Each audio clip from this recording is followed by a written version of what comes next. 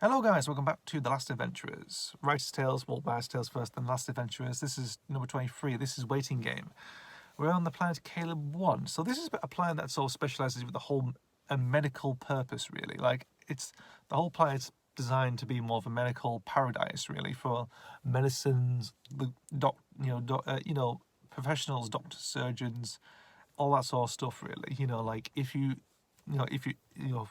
you need some powerful treatment for a disease or something, or maybe a cure or anything like that, that sort of thing, you come to this planet because they have everything. It sort of covers the whole range of stuff, really.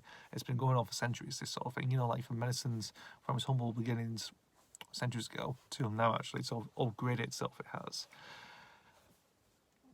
For whatever reason, the Last Adventures just turn up, really. Like they always end up on different places. So obviously they're on top of this planet. They do sort of understand the whole medical side. I mean, the buildings themselves. Of course, you've got people living, but most of them are like hospitals and units, really, just all around, all around, really.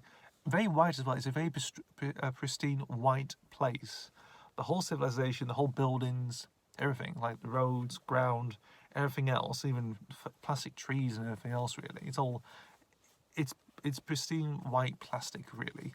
In terms of nature, really, it's completely white. You don't see any other colours, really, apart from the certain stuff, really, that you tend to get in hostels, really. Of course, that sort of thing, food as well, really. So they go there because why not? It's just a plan they end up on. There have been reports of an outbreak they have, known as Neural 9, it's known as. And what it does is, it infects the iris, it does, and turns people into psychotic maniacs. So this thing sort of goes around big quickly, actually, because people end up with I guess we call it like pink eye, really. But that's the whole the whole pink eye thing, of course, with the whole Neural 9 stuff, is just like, again, it's just a colour just to indicate that it's on there, really. Like, it's indicate, like, it's infected the eye, so it's white, it's on there, really. But the iris is the more important thing. It gets, it's like when you go into the sun, really, or you take drugs or something, sometimes your pupil dilates, really, that sort of thing. Like if you enter a bright light, it shrinks.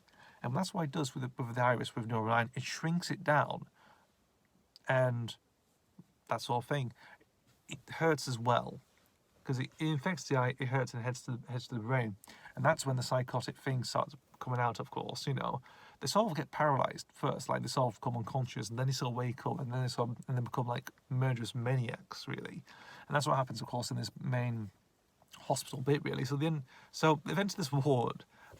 So this ward has a couple of cases of it, of course. Not many cases, maybe about 2 or 3 people have got it, really. And they're obviously sectioned, of course, really, like with hazmat suits and everything else, sort of relatable story at the moment, really. But one of them escapes, of course, and the thing really is with how to pass it on from each other. One of them, it's like if you got water in your ear, you bash it out like that, and this person obviously gets shake. It's sort of like, he's in the hospital, but he's sort of freezing, he's a bit frantic, of course, and that sort of thing, and he pushes it, and some pus comes out the eye, and infects. If you get splashed in your face with it, of course, you infect it, really. I think that's only like for someone who's going in the early stages, really, that sort of thing. For a full stage, you have,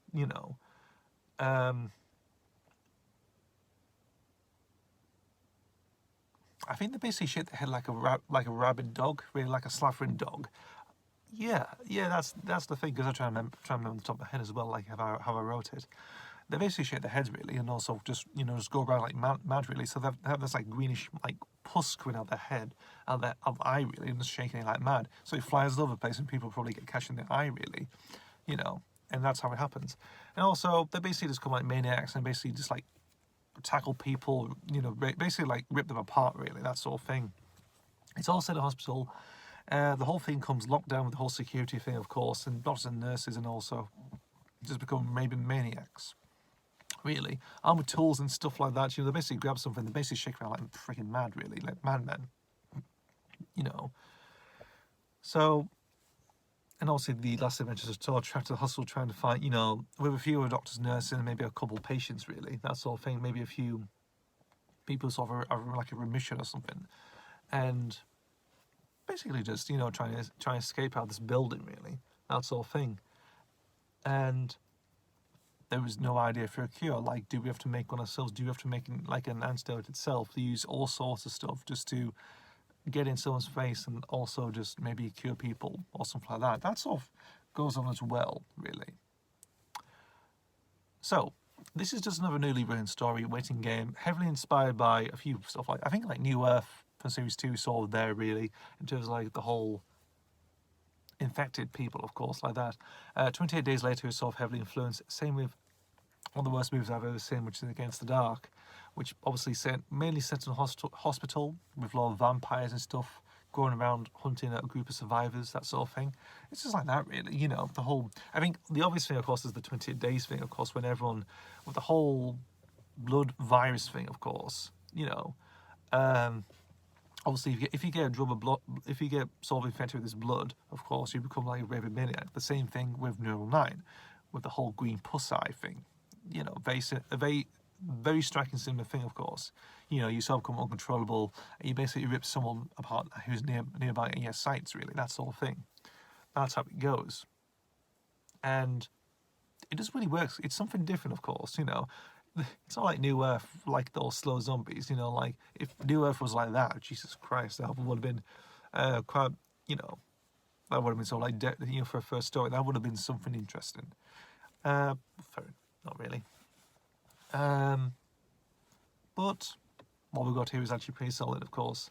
Obviously, heavily inspired, you know.